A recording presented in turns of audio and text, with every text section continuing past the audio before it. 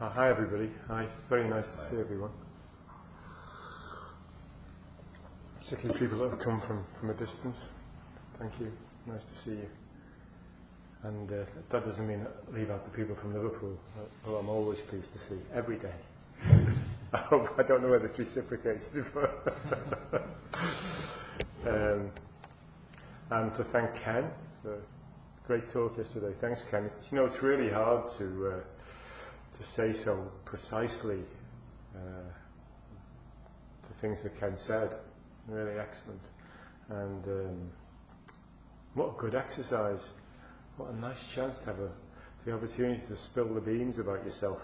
It reminded me, they say in Buddhism, the wonderful thing is to discover that you are the Buddha, that you are a Buddha, you are intrinsically a Buddha. And then the downside is you discover every other bugger is as well. But when you do an exercise like we did yesterday with Ken, the upside again is to discover that we really all are, and we're all very alike. And how a relief that is. Comforting to discover that you're not alone with your own challenges. Just before we start, I just wanted to say something in general about Sesshin, and it's only short, but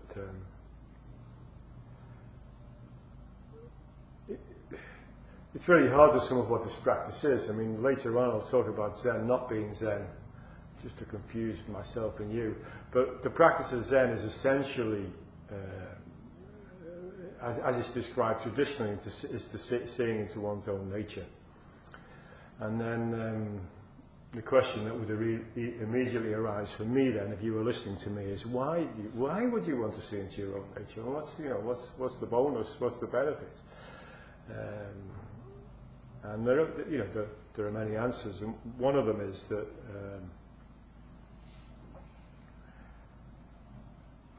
if you do experience this essential nature, even just a glimpse of it, it can give you something to rely on in all circumstance.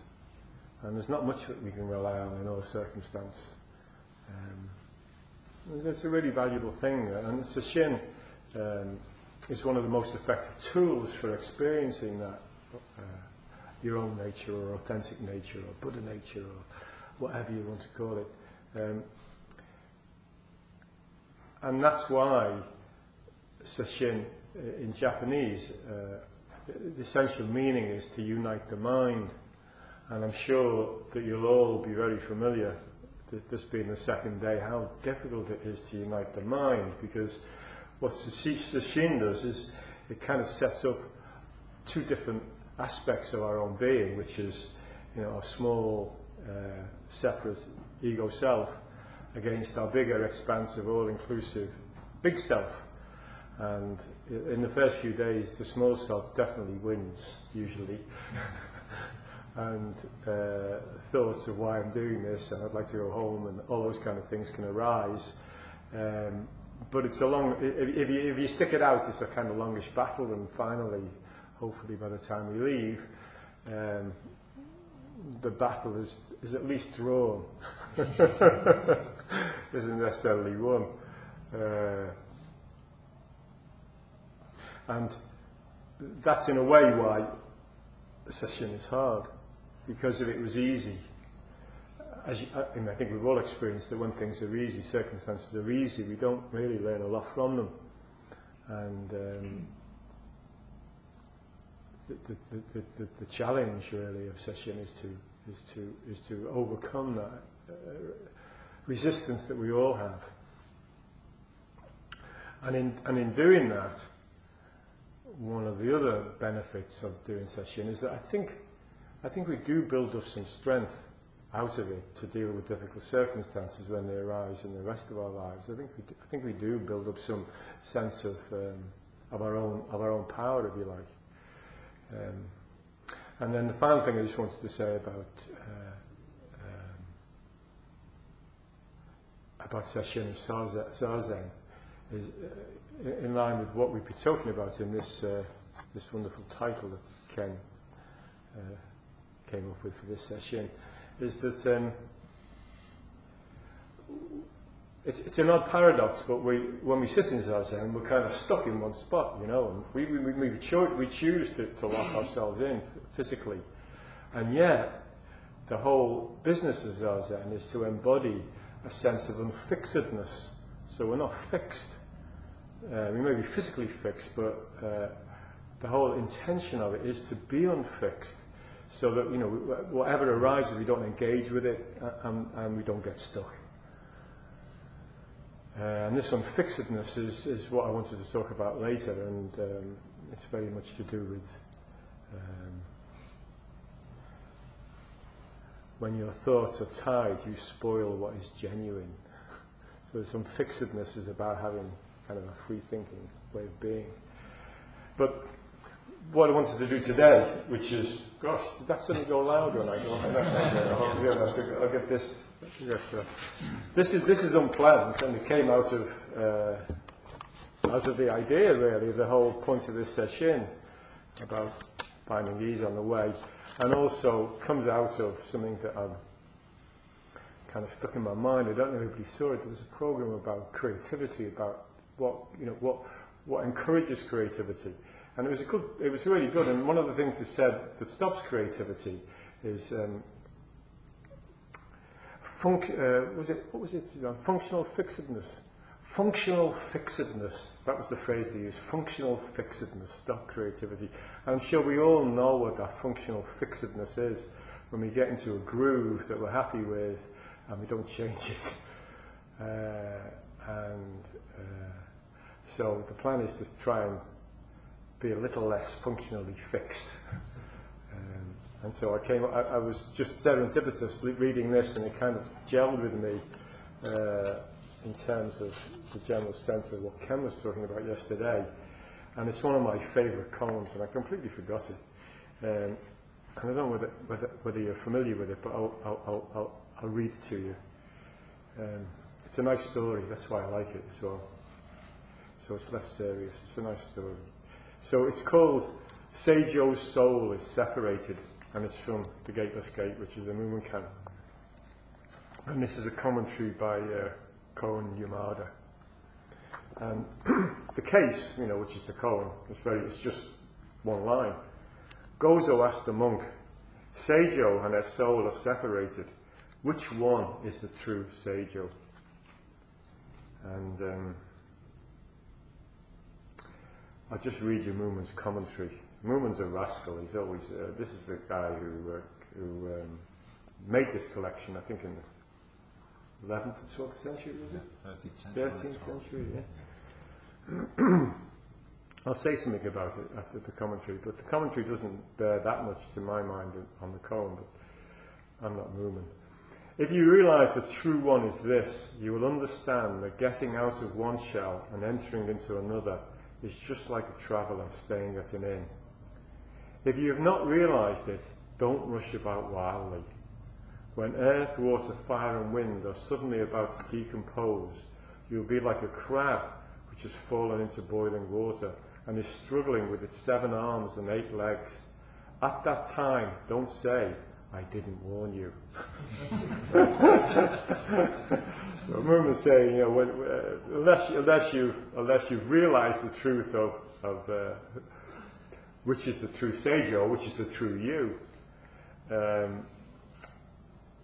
at the time of your death, you're going to be, what's he say, like a crab which has fallen into boiling water and is struggling. Well, I say go to hell, Mumon. I don't agree with that, you know. I think that for each of us, none of us know how we're going to be. But I do take some comfort from our friend was telling me the other day that again on the radio, I didn't hear it, that there was interviews with several people that have been dead for 5-10 minutes. You know, those people who were brought, and even if some have been dead for 4 or 5 hours. Apparently they freeze them and then kind of deal with them. And each of them, all of them, had the same universal experience of a real sense of release and bliss and openness. All of them had the same experience. So I'm not sure that Mumon's right. It would be like a crab in boiling water. I hope not, for everyone. Anyway, I'll read you the story. So this is the story. Where's the story start? Once upon a time in the province of Ko, there lived an old man named Choken. Choken loved his daughter, Sei, very much. She was very beautiful. And Choken used to tease her when she was still a child, saying that her beauty matched that of her cousin, the handsome Ochu. Just about the time that the two cousins realized they were in love, Choken announced his choice of another man as a husband for Sei. The young lovers were heartbroken. Ochu left the town, setting off in a small boat. He had rowed a distance when he noticed someone running along the bank, waving to him. To his great joy, he found that Sei, who had followed him. They decided to travel to a far-off land and make a life together. A few years later, when Sei had become the mother of two children, she realized for the first time how deep the parents' love is. Her conscience began to bother her about the way she had treated her beloved father. Her husband Ochu, who also regretted what they had done to Choken, suggested that they return to their homeland to ask for his forgiveness. When they arrived in the province of Ko, Sei remained in the boat while Ochu went to apologize to her father, Choken, and tell him what had happened. The old man listened incredulously. Finally, he asked Ochu whom he was talking about. The young husband replied, "Your daughter, Sei." "But Sei never left home," the old man exclaimed. "Shortly after you went away, she became ill and is still confined to bed. She hasn't uttered a word since you left." "You must be mistaken," Ochu replied. "Sei followed me, and we went together to a far-off country. We're married and have two children. She is in excellent health and wants to see you again and ask your forgiveness for running away and marrying without your permission. If you don't believe me, come down to the boat and see for yourself." The old man was reluctant, so Ochu went alone to bring Sei back to her father's house. In the meantime, the father went into the bedroom to tell the sick Sei what had happened. Without a word, the invalid rose from her bed and rushed out to meet the approaching Sei, and the two became one. Choken said to his daughter, "Ever since Ochu left, you've been dumb and lifeless as though your soul had fled." Sei told him, "I didn't know I was home, sick in bed. When I heard that Ochu had left, I followed his boat as if in a dream." This is the story. Which of the two Seis is the true one? Which of the true Seis is the true one? Now, I mean, you know, the scientific or historical accuracy of all this is kind of irrelevant, you know. It's a story, and it's a story that it seems, you know, maybe an esoteric story, but I'm sure for all of us, we've all at some point made a decision and gone down one road and wondered what would have happened if we'd gone down another. And we've also wondered certainly I've wondered when I've been down, having previously been up, which is the real me, you know, is the real me the down me, is the real me the up me, and which is the real you. I'll just read you the commentary that was made by Mumonkan on this. The verse might be interesting. "The clouds and the moon are the same. Valleys and mountains are different from each other. All are blessed, 10,000 times blessed. Is this one? Is this two? The clouds and the moons are the same. The clouds and the moon are the same. Valley and mountains are different from each other. All are blessed, 10,000 times blessed. Is this one? Is this two?" What do you think that means with reference to this column? Anybody got any take on that? Or does anybody have any particular take on on what the story means. You just go back and read the cards. Pardon? The koan is simply, Gozo asked the monk, Seijo and their soul are separated. Which one is the true Seijo? Well, I've written a song about it. Have you really? Fantastic. I've recorded it. Yeah. Have you really? Can you sing it for us? Yeah, I could do. Go on, Well, sing it for it's us. quite long. Oh, is it? I won't sing it now, but it's the whole story. But Oh, is it? It's put into a ballad form, yeah. Fantastic. Well, maybe you'll sing it for us at the end. That'd be good. That'd be good, wouldn't it? Yeah, yeah. By the time. Are you okay to do that? Yeah. Yeah? Okay. Good. Anyone else got a take on Seijo? Is the commentary, in the verse in the commentary, is it about the cloud and the moon? Is it basically talk about the harmony of oneness and manyness? Yeah. Yeah, in a way, yeah. So when he says the clouds and the moon are the same, are they the same? Or are they different? Yes and no.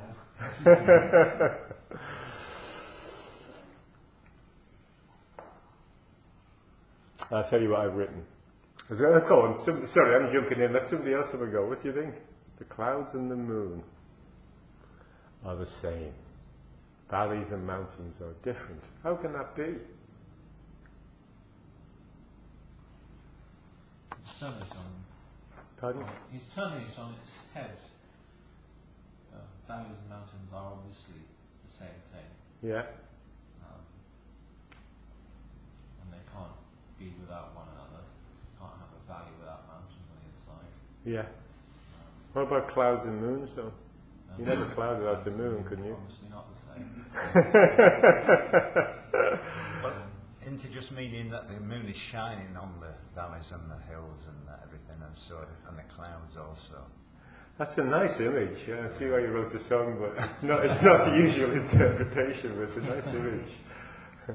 What about neither the mountains and the valleys and the moon and the clouds? They're not different and they're not the same. And they're not the same, yeah? Yeah, that works as well.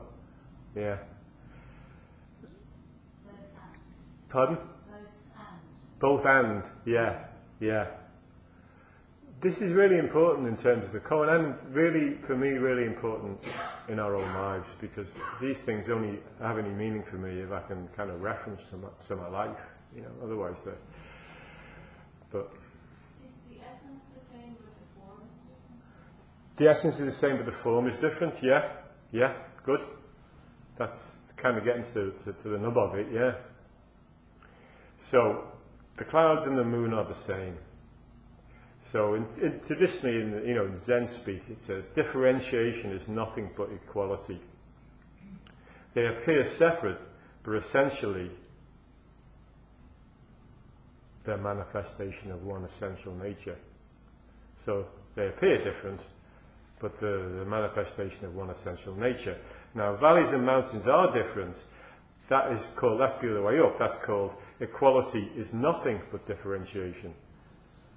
So, though they're the same, though the same essential nature, they're different. So it's just flipping them around. It's playing with this idea of equality and differentiation. And I'll talk about that. So, the two seis, for example, were they different, or were they of the same essential nature and thus the same, or were they the other way up? They were both. Okay, they were both. So, when you feel sad and when you feel happy, are they the same? Well, it's a very different feeling, but Yeah. it's still part of my nature. Yeah. So the source of the sadness and the happiness are the same. Is that what you would say? Two sides of the same coin? Pardon? Two sides of the same coin? Two sides of the same coin, yeah. But, and... I mean, when sadness and happiness arise, they only come from you, yeah. And what is your source? Life, yeah. And what's the source of life? Everything. Everything. So this sadness and happiness arise. How do they feel when they arise? Do they feel like they're from the same source? They arise in the same place, which is this body. This moment.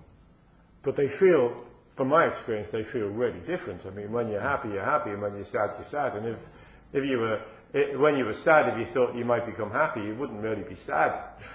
I mean, you got to be fully there to feel it, you know. So.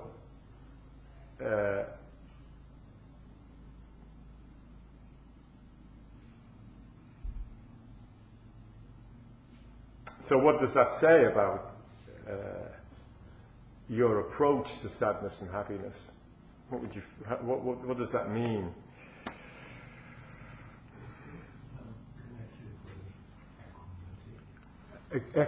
Equality. No, equanimity. Equanimity.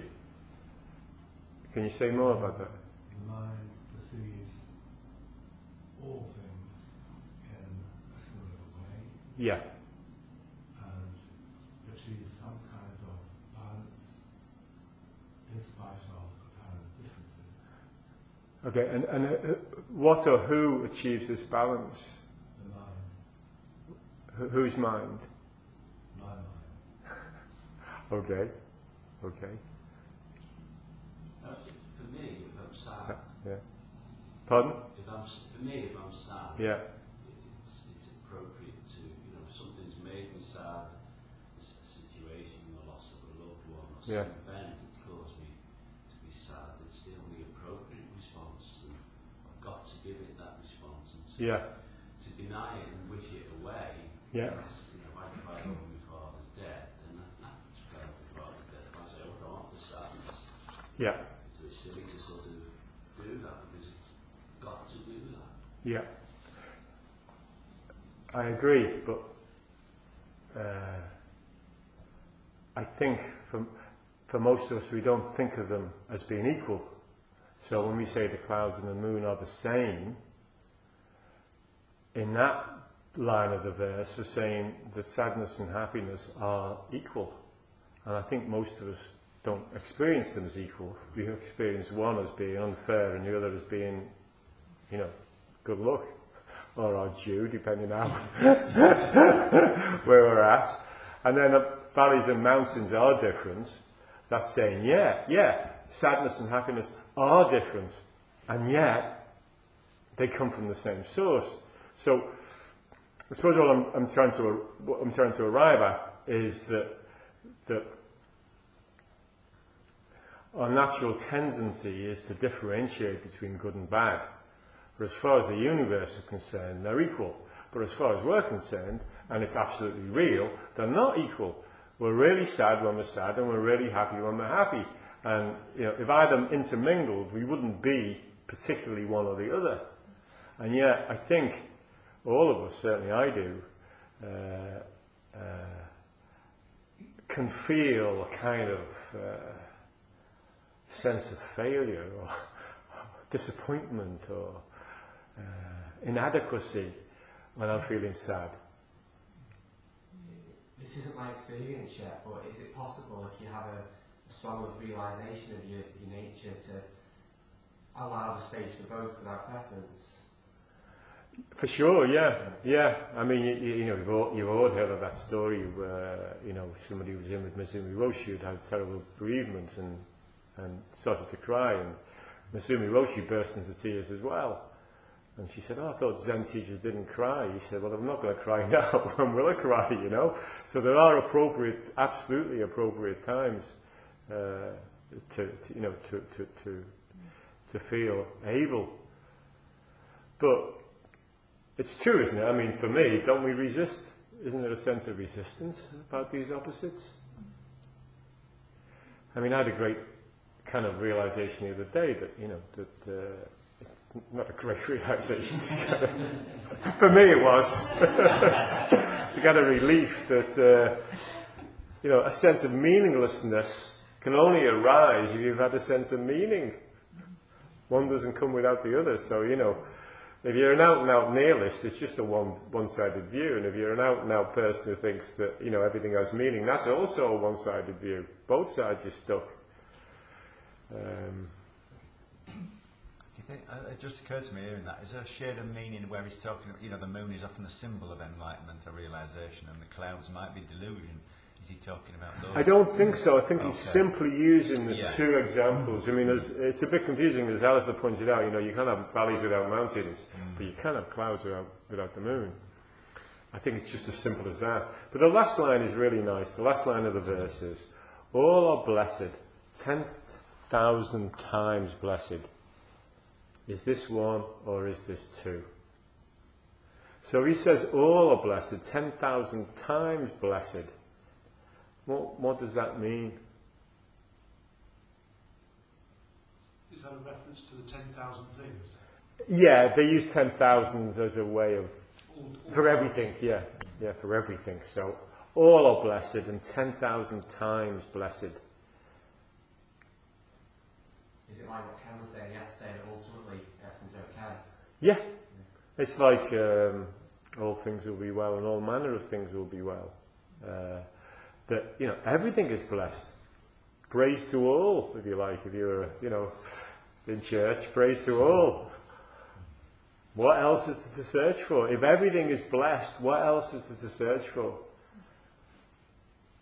And to say that all are 10,000 times blessed, like Andy says, that's a thing that's you're blessed by the things of the world, not by some sort of grand principle or anything. Exactly. You're blessed Yeah. right here now. Yeah. You're blessed by the floor and the tea. You're blessed by Isham bringing me tea.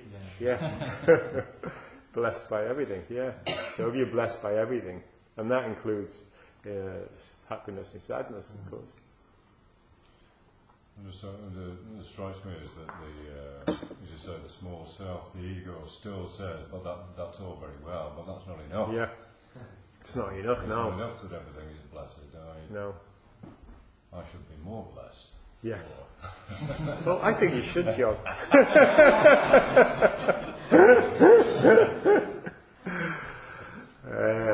are 10,000 times. 10,000 times you are, yeah. So then it brings up, you know, when we talk about this essential nature or this unconstructedness or our universal self or whatever, and Ken yesterday talked about this feeling of this, what was the word that you used? The feeling, you know. What is this feeling? How does this feeling arise? When, you know, as you said, you know, most of the time we don't feel blessed. What are the occasions when we do feel blessed? And for me, the occasions when I do feel blessed, is when the gatekeeper goes AWOL. You all know what I mean by the gatekeeper, you know. The gatekeeper, that part of ourselves that's there keeping guard all the time, you know, against protecting ourselves, making sure, you know, even in a way that we're not exposed to new experiences or anything that's upsetting or fearful. The gatekeeper's there keeping an eye on us all the time. And I like this analogy of the 10,000 things blessing us, because I kind of envision in my mind of the gatekeeper, you know, my gatekeeper, finally being overwhelmed by the 10,000 things. There are so many of them knocking at the gate that finally I just give in. Say, okay, you can all come in. I'm going away. I think that's when that arises, that's the feeling of, you know, such a relief. Have a rest. And the gatekeeper comes in as well. And the gatekeeper comes in as well, yeah. The gatekeeper's in there. The gatekeeper has forgotten he was the gatekeeper. And he's having a dance with everything else, you know.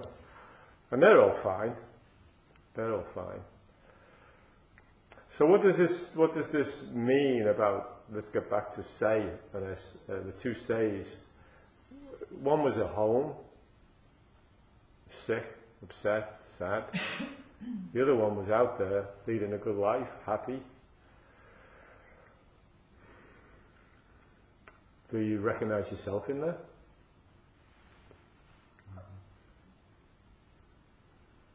I said I recognize myself in that. symbolically, and which is the real you? Which is the real you? There's only one answer, isn't there? I'd say for me it's both. It's changing all, it's quite fluid, so I could be here now and totally in the moment, but then off somewhere else, either in the future or back in the past. Yeah. And that's what I like about this practice. That's what I'm really interested in. You're present, yeah. But you would, in practice in general, great sesshin even more. But when you leave, that can dissipate and fall away. And what we would most like, most of us, would be for it not to fall away. And we feel that there's something missing if it does fall away. Well, there isn't anything missing. This is just another part of Seijo's soul. That sometimes you're not present. You're not able to experience the thusness of your life. You are afraid that when you die, the blinking crab's going to be like a crab boiling in water. Other times you feel fine. You feel, it's okay. Everything's okay. But, he's very clearly in the koan, he says, all are blessed, 10,000 times blessed. Is this one or is this two? Is it one or is it two? I find I can flip from one to the other very rapidly. That happened to me yesterday when we were doing the exercise, Ken's exercise. I started out feeling that I didn't want to do it. I was just in a bad mood, And then when I started doing it, I kind of flipped into a very good mood. Yeah. It's interesting, isn't it? It's the real me there. I know. Human beings, it's difficult, isn't it? Well, it's a good thing, isn't it? Yeah, it is a good thing. It just shows you. But that's what's amazing about, on Sesshin doing Zazen, we have an absolute opportunity to see very clearly the way our minds work all the time.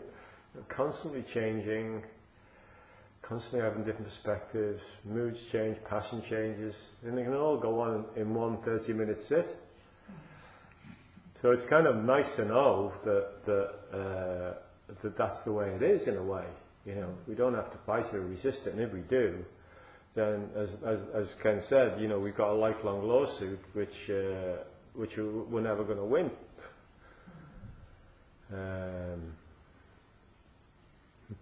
I've just turned the page and I've got I think I've told you the story before, but I really like the story. I don't know why I really like it, but it's about being stuck. I'll tell you, it's from a Woody Allen thing, and it's from Play It Again, Sam. I've not seen years ago. I think I may have seen the film, but this is Woody Allen, and he's in an art gallery, and he meets this attractive girl, and they're looking at paintings on the wall. And Alan says, "That's quite a lovely Jackson Pollock." I thought it was Rothko, but that's quite a lovely Jackson Pollock. Even the way he says it in the film, you're going, oh, it's a bit rude. That's a lovely Jackson Pollock. What does it mean for you, he says to the girl. She says, it restates the negativeness of the universe, the hideous, lonely emptiness of existence, nothingness, the predicament of man forced to live in a barren, godless eternity. And he says to her, what are you doing Saturday night? She says, committing suicide. He says, what about Friday?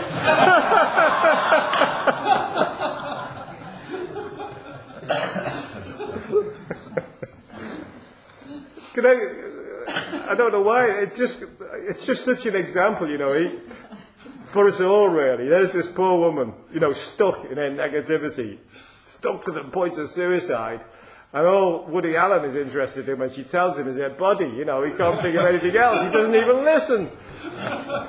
And then when she, even when she says she's committing suicide Saturday night, he's still stuck on going to bed with her. What about Friday? the both of them are completely in their own worlds, you know. I mean, I'm sure you've stood at the bus stop and heard those conversations where people are talking at each other, and they kind of, one person's words go that way and the other person's words go that way, and they neither listen. They just wait for the other person to stop. French explanation and dialogue de sourds. What's it called? And dialogue de sourds, dialogue of deaf people, I think. Dialogue of deaf people. Now you can hear the other. Where does that come from? I don't know, I read it somewhere. Dialogue of deaf people. Gosh. Sounds Yeah. better in French. Yeah.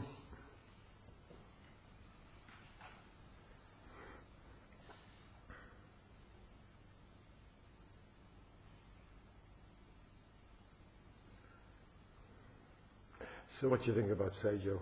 Was she one or two? She was herself in both. Pardon? Herself in both. Herself in both. Places she was still herself. Yeah. Okay, so how would you, if I said to you, was she one or two, how would you show that? Did you show that? Well, if this wooden floor had sun and clouds going over it, if the wooden floor had sun going over it, Yeah. patches of sun and Yeah. clouds going over it, when the sun shines on it, it'll be warm. The Yeah. floor itself will be warm. Yeah. And when the cloud goes over it, it'll be cold. Yeah. But it's the same floor, Same floor, yeah. feeling different things depending on the circumstances Very nice, yeah. that it's Yeah. in. Yeah. Nice, yeah. It's true.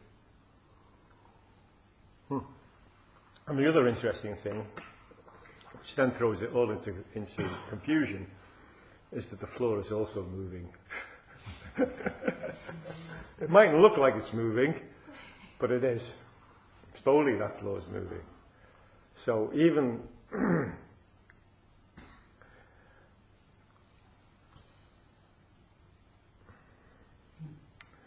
impermanence reigns.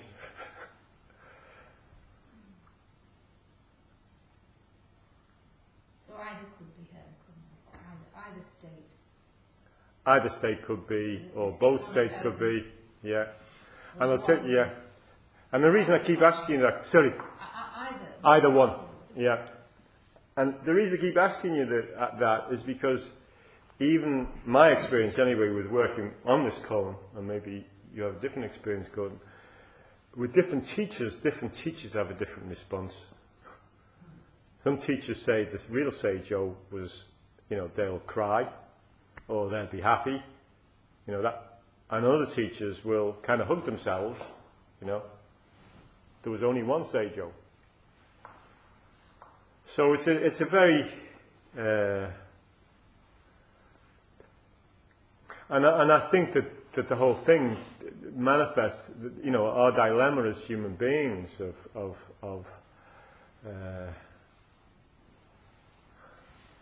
is it, am I one or am I two, Am I solely this kind of egotistical person that traps themselves? We all do, tying ourselves to a safe place, if you like, and then feeling bound by tying ourselves, but we feel safe there, so we don't want to cut the rope. Or are we, free, flowing, unborn, undying, as they say, being that, what does Mumon say? He says something, he says, if you realize the true one in this, you will understand that getting out of one shell and entering into another, i.e. dying and being reborn in this context, is just like a traveller staying at an inn. If you have not realized it, don't rush about wildly. So, pardon? In case you have an accident. Okay. Possibly in case you have an accident. Yeah, and then you'll discover whether you were. No, I think not. What he means symbolic by not rushing about wildly is,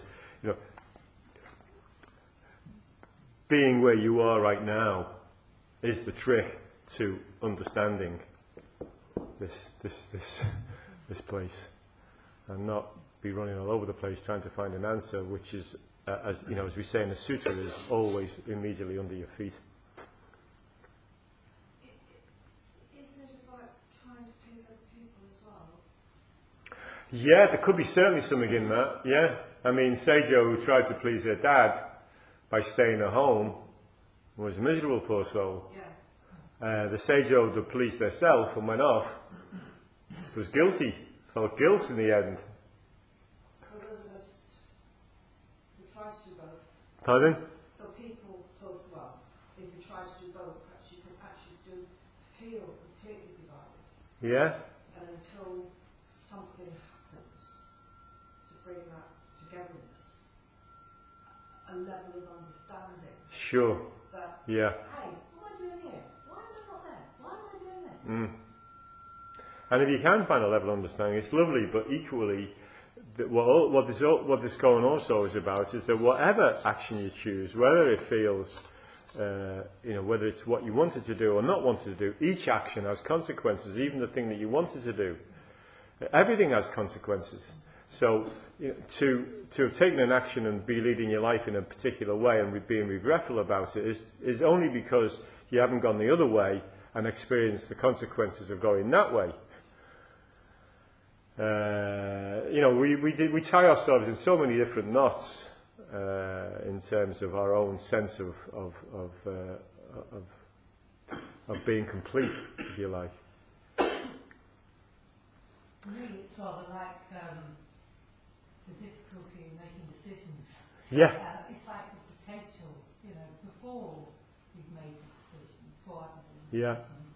It's like I've gone down all the routes, or Yeah. several of them, and but until you actually take the decision, you don't really experience it.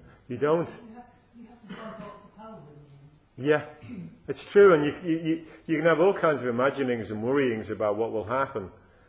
Or you can imagine it's going to be great when you make this move. And it turns out that once you've made it, you discover actually all kinds of downsides to having done it, But nevertheless, you still got to move.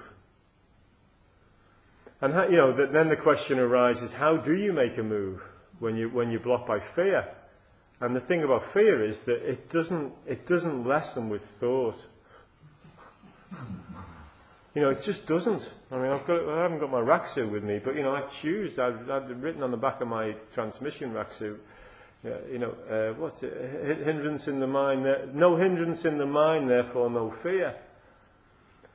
It's the hindrances, it's the thoughts, it's the worries that generate the fear, and yet to just jump also takes courage.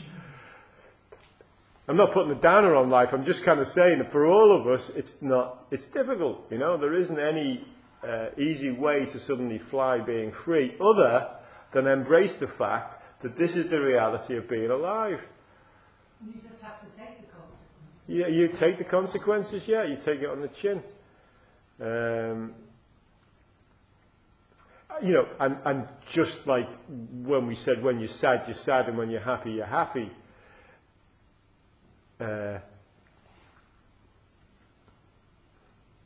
When you do take it on the chin, you really do take it on the chin. You're not thinking, oh, it's actually not too bad because if I'd gone the other way, it'd probably be just as bad. We do have to, we can't gainsay how we feel. We can't compensate against it. We can't find a way to ensure that we're not going to feel bad. We can't really know. I mean, I'm sure all of us, and certainly I have, when you've had a difficult time and then you're feeling best and you've got over it, you'll say to yourself, well, next time, this is how I'm going to behave. This is what I'm going to do next time. Next time comes up, if it's next time's real, the whole point you can't deal with it is that you can't deal with it, You're not in that happy frame of mind where you thought you could deal with it. So, all I'm saying is that for me, there is only embracing your life where it stands now. And if you're going to move, you're going to move now. And if you're going to put off moving because down the line you'll think it'll be safer, it's going to be exactly the same, and you're still not going to move.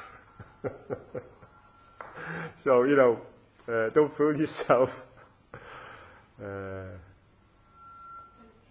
at the same time, there's Woody Allen making these wonderful jokes about the human condition, and we can all laugh, and we can all feel the poignancy of it.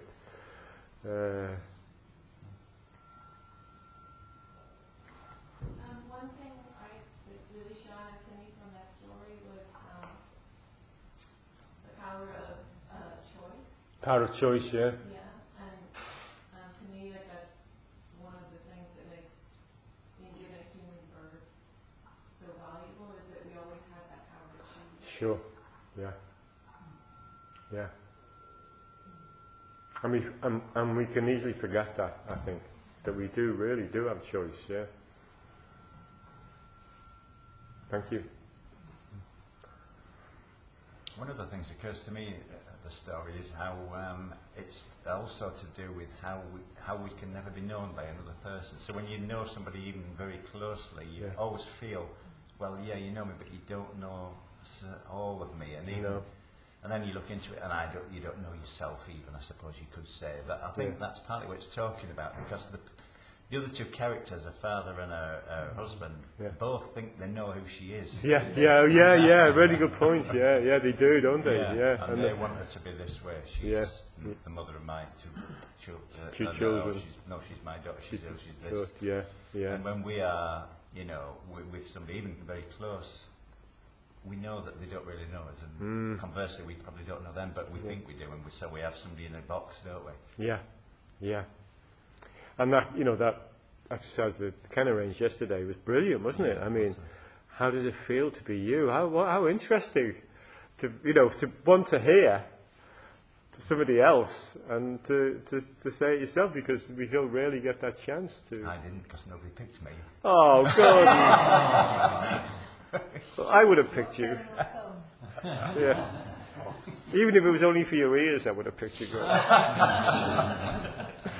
You got Buddha's ears. Yeah, wonderful Buddha's ears. Yeah.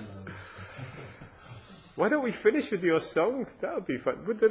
That'd be fantastic, wouldn't it? Are you sure? I'm really sure. That would express completely the tone of this. Okay.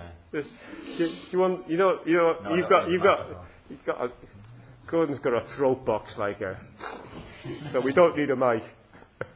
Let me take my mic off, will you? Yeah. And then we'll give you space. I'm going to leave this on. Is that okay? Thank you.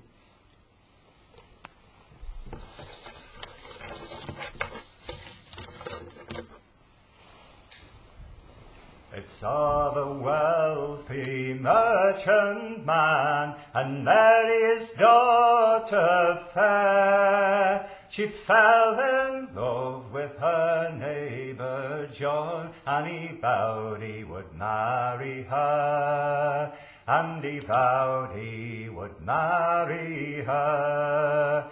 But her father holds a letter, good news I hear in my hand. Old Donald is lonely and looks out for a wife. You'll be mistress over houses and lands. You'll be mistress over houses and lands. And when young Johnny hears of this, his happiness turns into pain. To live so near to his Mary dear, when her love he's unable to gain. When her love he's unable to gain. So he prepared a boat by the water's side to sail away by night. Farewell, my parents, my good friends all. Farewell, my heart's delight. Farewell, my heart's delight. And see how heavy-hearted he stands in the pale moonlight. Now see how full of love he stands. She was standing by his side. She was standing by his side.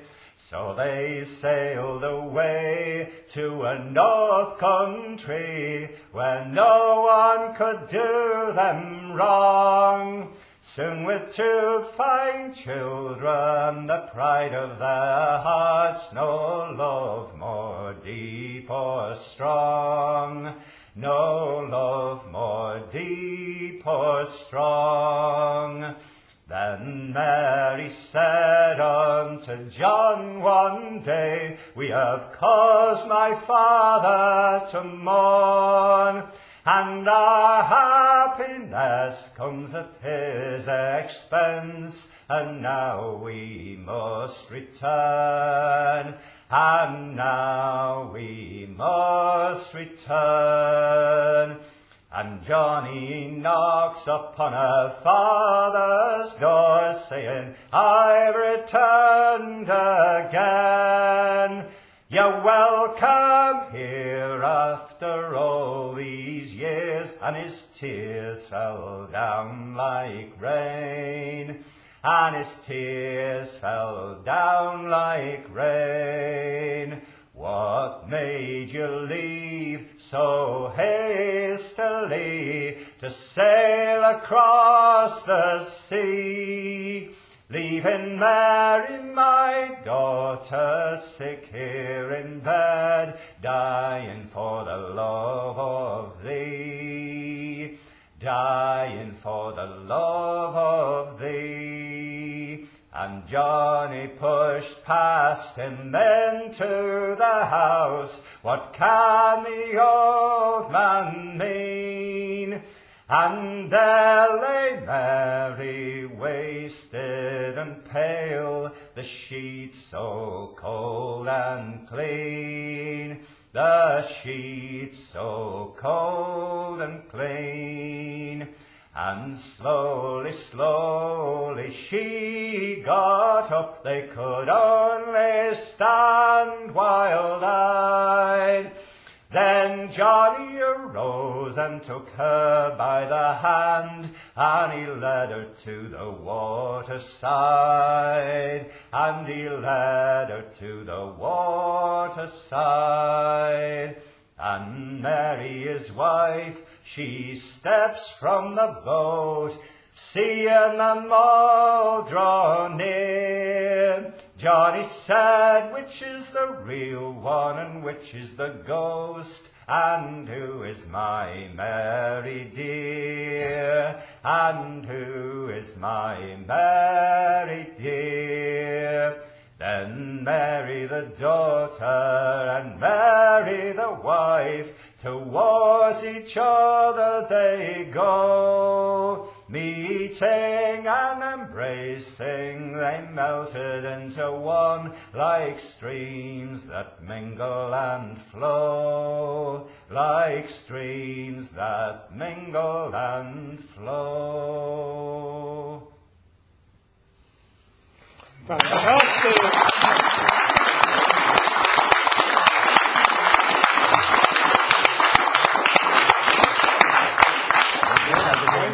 That was just fantastic. Thank you. Thank you.